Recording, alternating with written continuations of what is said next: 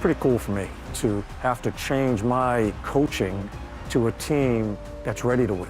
So it was a pretty unique situation, and I feel very fortunate. There's a lot of good coaches out there, and I get the opportunity. You know, there's probably not one person I get asked more about in the league than you. Like, what's John Torterella like? Because they see the public you, and they've heard the stories about the private you, and you know, your short press conferences. Yeah.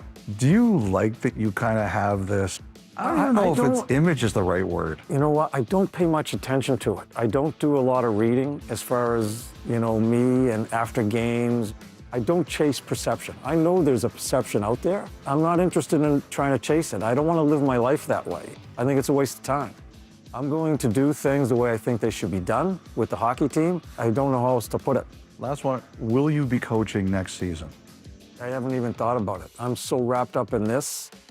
Everybody knows that I came on here, and at the end of June, I'm done as far as with Vegas. And Kelly and I made that agreement when we first talked. This is what it is, and I don't even think of it because I'm so wrapped up being with these guys. Such a great story. Kev. So I got another story, and Torts is one of my favorite coaches on earth, and one thing you see in that feature is he has passion, but he has conviction. He believes in what he believes in. He's unwavering. 2014, day one of training camp, the coach meets with the players, and he says, 2014, guys, everyone's texting, everyone's emailing. He goes, I don't like emails. And we're like, what do you mean? He goes, I don't like emails, I don't like texts. So every schedule for every day of training camp, I'm going to put a hard copy in the Westin Bay Shore Hotel, and you're going to have to come and see what time and what group you're in. So a lot of us older guys, we had families and we lived on our own. So we had to go to the hotel physically or get a rookie to go there, take a screenshot, and text it to the group to know what time we skated. And we're like, Torch, this makes no sense. He goes, I don't care. I don't like email. I don't like text. I'm sure he's changed now. He's also known for his training camps. Hardest training camps in the history of any coach. None of the Vegas players had to endure that this year. Came in March 30th. That's a positive. So he starts off, and half the team doesn't hate him because of his training camps right away. He's been set up for success here. I just got a text from Brian Spear. McNabb is out there. Looks good. So, Kelly, why don't you first impression on what that'll mean to Vegas? Well, if he's out there, I have to believe, and he's got a cage on, I have to believe that he's playing. For me, as Elliot mentioned, the time of day that he came to the arena, that suggests to me that's a guy that's preparing to play. That's a huge bonus to have him back. Kevin, Jennifer, we all kind of thought that the Vegas D running out of gas a little bit in game two, especially in overtime and on the PK. So you look at them, and this is something that they desperately need here back at home. Notice the cage, Kel, because he has a nose injury and probably some issues breathing. If it was an eye injury, I think he'd have a bubble for sure. More vision, but it's just interesting he chose the cage for protection. When do you think the last time was he wore a full cage? Probably never, because he played major I junior. can't imagine ever. Right, but 15. okay. You think about his presence, and having him in the lineup would be huge for them because, you know, even the Hanifin and Anderson pair, Hanifin was a little inconsistent in game two. So for them having him in the lineup, you think about game one, how strongly McNabb and Theodore played. You've got to think this is a massive relief that he can potentially be in the lineup for him. But those other two pairs still have to be ready. I mean, Anderson, his skating has been noticeable through this Stanley Cup final. He's talked a lot about the importance of playing with motion. So I think everybody's got to be ready. You're going to show Jordan Stahl net front presence. That'll be a factor for Jordan. We'll talk to him a little bit later on. Time now for the Cooperators Spotlight. You can get insurance, investments, and advice from someone who gets you Cooperators. Shea Theodore will be happy if Braden McNabb's good to go. Here's the former captain of the Seattle Thunderbirds, Western Hockey League, D of the Year with Kyle. Shea, it is incredible seeing Braden McNabb out here. What was your reaction when you found out he would at least take warm-up tonight? Just a normal day for him. Not surprised at all. Well, knowing how much everyone's willing to play through, how would you describe what this Stanley Cup final demands of you as a player? Demands a lot. It's a grind to get here, and, I'm proud of everyone for grinding through what they are. The high flips, we've seen both teams use it. What's the challenge in trying to defend it as a defenseman? Just trying to catch it, settle it down, and, get organized on the breakout. Shea, good luck tonight. Thank you. Ron. Short and sweet. All right, Carolina's lines and the tinkering. Jennifer. Well, you think about Rod Brind'Amour and his approach to the Hurricanes team. They have been so consistent with their line combinations really since January, all through the start of the playoffs. So you look How many minutes Svechnikov, Aho, and Jarvis played together before Game 2? Only 3 minutes then in Game 2 before Brind'Amour decided to make that adjustment, and he switched Martinook and Jarvis, and you saw people trying to elevate each other because they knew they were trying to get those 3 guys going. Brind'Amour has challenged them so often, saying they really need to elevate their play. And we heard from Jarvis afterwards. He was on the line with Stahl. He said, you know what, Stahl was talking with me a lot, reinforcing what I could do. Ron, you and I saw a little moment with Aho and Svechnikov, arms around each other, tapping each other's shin pads, just communicating, trying to find their game. So you think about Brind'Amour recognizing when he had to make that adjustment, and then guys coming through with massive plays on hugely important goals. Well, you say consistent, Jen. I would say stubborn almost, and keeping his 4 lines intact, but he was at his wit's end with the Aho, Jarvis, Fetch line. He needed production out of them, and it wasn't working. So the issue that he had when he was thinking about what to do is all other 3 lines were going, and they all have chemistry. They're all producing. So he had to pick one line to switch off some guys. He kept the second line together with Stankoven. They've been awesome. Kept the 4th line together. They have an identity. And he decided just to tweak Martinook and Jarvis, and because it feels like Ehlers and Stahl were carrying that line anyways. I thought it was brilliant, too. In the third period, he really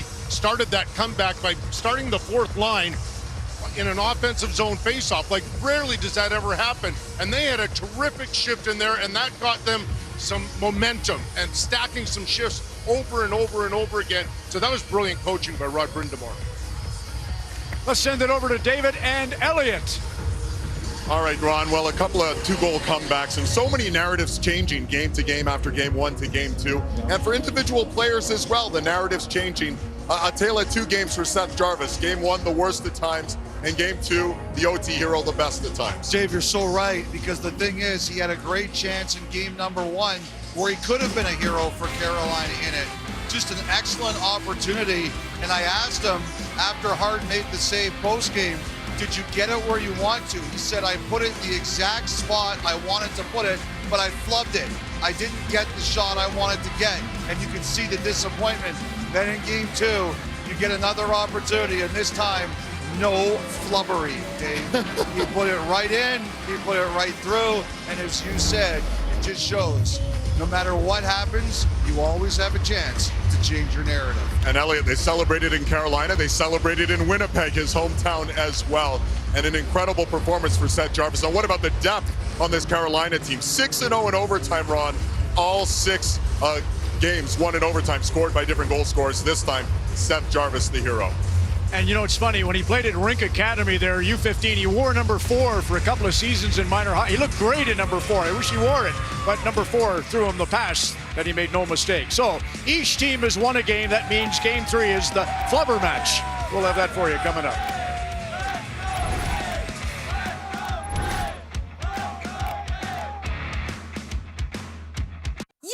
Introducing Subway's Wannabe Spicy Menu. From mild Piri Piri Ranch Chicken to wild Hot Honey Chicken to wicked Nashville-style deli. All on new Ghost Pepper Bread with fiery flavors like new Hot Honey Sauce. How spicy do you want to be? I have no idea what he just said.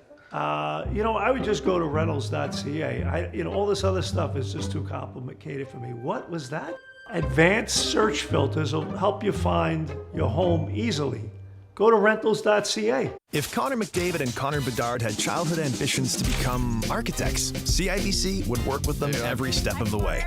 Or if they wanted to be mechanics, we'd have a personalized plan. Just like we'll have a plan for your ambitions too. CIBC. Ambitions made real. Created with Vancouver sushi chef Tom Jun, Moxie's new salmon and prawn aburi oshi is pressed to impress.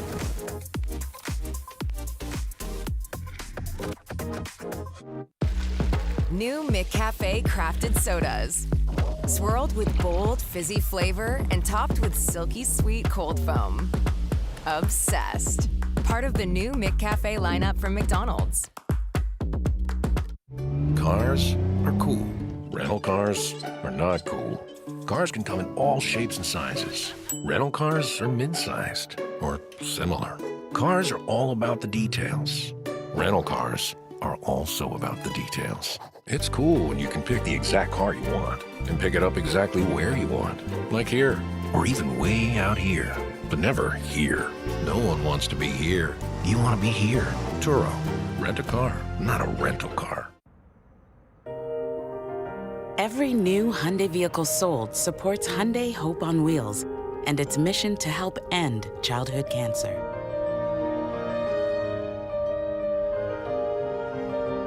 With more than $4 million donated across Canada this year, Hyundai and its dealers are just getting started. To help kids put cancer in the rearview mirror.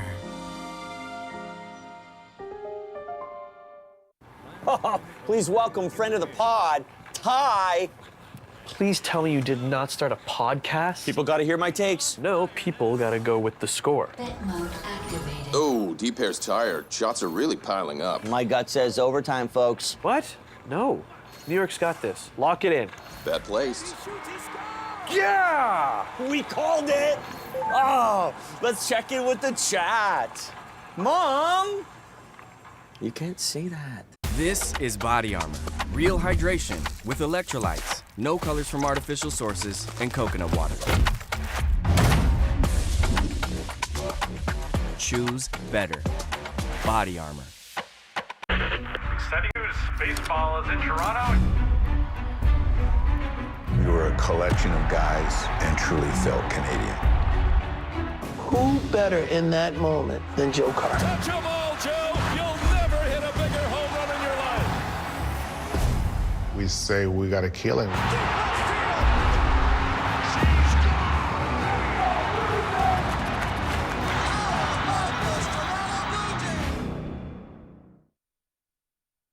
Men's clothing provided by Jack Victor.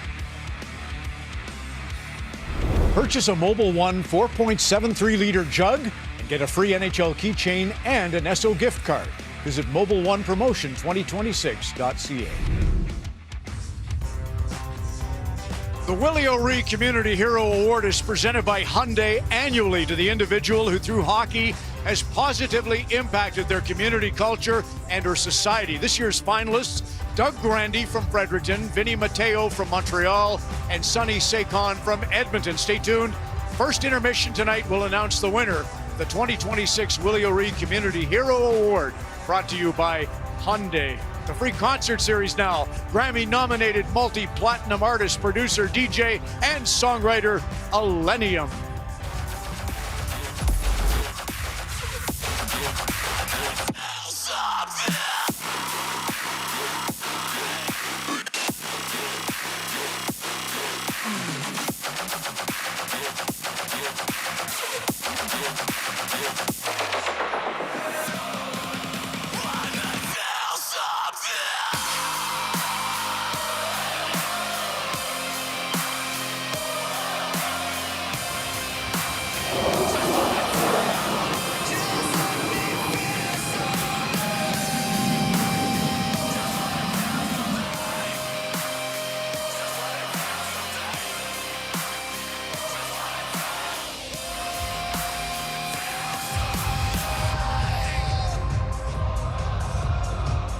The wonderful Elenium's got an 11-show set at Sphere. It created a whole album, Odyssey, just for that show. And actually, he can control the seat you're sitting in. Maybe somebody who's been to Sphere knows that they can do that. He can vibrate. He says it's like a scrum with the audience. So kind of back to what you said the other day was a key for Carolina. The deep pairings. What are you seeing out there? Anybody? Just control the senses, Kel. Okay, so for Vegas, they're going to go. McNabb is in the line. So he, of course, was with Theodore. Hannafin and Anderson are going to say the same, and Lozon and Coughlin. So good news for Vegas. Everything's the same. Jordan Staal, let's get on to that. Okay, well, we've heard so much about Jordan Staal and his leadership, and then you think about how he's played in the Stanley Cup final, and it has very much been reflected in his play on the ice. You think about Game 2, his ice time, the goal, 70% face-off in terms of efficiency, and for him, those hits, 7 hits. You think about the importance of big plays, that's the backhand deflection that he gets to put the team ahead in the third period. So here's a player, 37 years old. This was him in the morning skate of Game 2, taking those shots, practicing that very same deflection on the back end of his stick that ends up being the goal that he gets in game 2. So he now has 2 goals, one in each of the first 2 games of the Stanley Cup final. So I think for any player, whether you're 7 years old or you're 37 years old, you think about the importance of practicing those little details. You know they're always practicing their face-offs in the neutral zone with Rod Brind'Amour dropping the pucks for them. And for Jordan Staal, that routine, going through, practicing those little details and how important that can be in the biggest of games, Cal. And you know, Jennifer, when I look at him, he reminds me of his coach, Rod Brind'Amour, same sort of personality. So when Brind'Amour is trying to send a message, it's easy. He goes to Jordan Staal, and they think the same way, they play the same way. You know, all that kind of stuff is really important when the coach sometimes, hey, I got to stay away right now. The captain has to send a message. Jordan does a great job of that. He's also having a blast in warm-up. Yes, he is. When I shot the puck from the point, I used to look at the stick of the forward in front, and I would usually try to shoot it to his forehand for a tip, unless I really trusted his backhand, because 90% of the time, you're probably tipping the puck on your forehand, most NHL players. The backhand's maybe like 60% of the time, but he scored that goal tipping it on his backhand. He works on it every day in practice. He looks super comfortable tipping the puck on his backhand and not turning sideways while he does it. It's a skill set, Jen. You said he works on it, but some guys are just good at it, some aren't. He's really good at it. Kev, Ryan Strome said it was funny. You go into the board in the dressing room and see who's taking draws against Jordan that night. You hope it isn't you. It's amazing. Quick thing on McNabb. McNabb stayed on for warm-up all the way to 1.5 minutes left. So he's definitely playing, but he wanted the extra time, the extra reps to get used to it. And you said he looked good, right? He looked really good skating around. So Scotiabank Hockey Day in Canada was in Moncton. The first big stage for Jordan Staal was the Memorial Cup. Now, Peterborough Pete's didn't win it, but Patrick Roy's Ramparts did, funny enough, but he was great. They won the Jay Robertson Cup. Jordan Staal, Ron McLean, and Jennifer Botterill with the first question for you. Thanks for joining us. Jordan, we just showed you in your pregame skate for Game 2 practicing deflections. You get a huge deflection in Game 2 on your backhand. When you're standing net front in the Stanley Cup final, what are the things that you're thinking about most? Getting your stick available? Who's covering you on D? Getting in front of Hart? What's the priority for you? Probably the 2 biggest things is obviously get in front of his eyes. That'd be number 1. You know, if I'm missing it, you know, you still give it a good chance to get in. And then just get any kind of stick on you can, and just kind of create some havoc for, you know, our other guys coming in and converging on pucks. So you know, it's important. We got to stay in front of him. Goalie's playing well, and it's a big part of our game. Jordan, Rod Brind'Amour raves about your leadership. Who is a captain that you had in your career that you really feel that you learned something from? Man, there's a long list of guys that I've been able to follow and watch and learn from. First comes to mind is Mark Recchi, no question. You know, he was when I first came in the league, helped me so much. You know, become the player I am today. And Sid, watching him like a hawk right off the bat, and obviously my big bro when I came here. You know, it was fun to follow him and watch how he did things. And man, there's so many more that I'm missing, but you know, a lot of great players that I've learned from. Jordan, when you were dreaming of playing in situations like this with your big bro Eric and Mark and Jared on the pond back in Thunder Bay, Ontario, was there anyone you pictured yourself being? Like I was like, I'm Wendell Clark or Doug Gilmour. Who were you emulating? Yeah, there's a few. Jumbo Joe was one. I remember, you know, Joe Sakic, just clutch players, and you know, I mean, obviously the Marios and the Gretzkys and stuff like that. But you know, we had a lot of them, so there was a lot of players, and you know, so many great memories out there, and a massive reason why we all had such great careers. Appreciate the interview. Appreciate the smile, Jordan. Really a pleasure to watch you. Good luck tonight. There's Jordan Staal, captain of the Carolina Hurricanes, getting ready for Game 3 against the Vegas Golden Knights. Fans filing into the Fortress here. We'll have coverage on Hockey Night in Canada. Panic at the Disco local band opens our telecast on a Saturday night.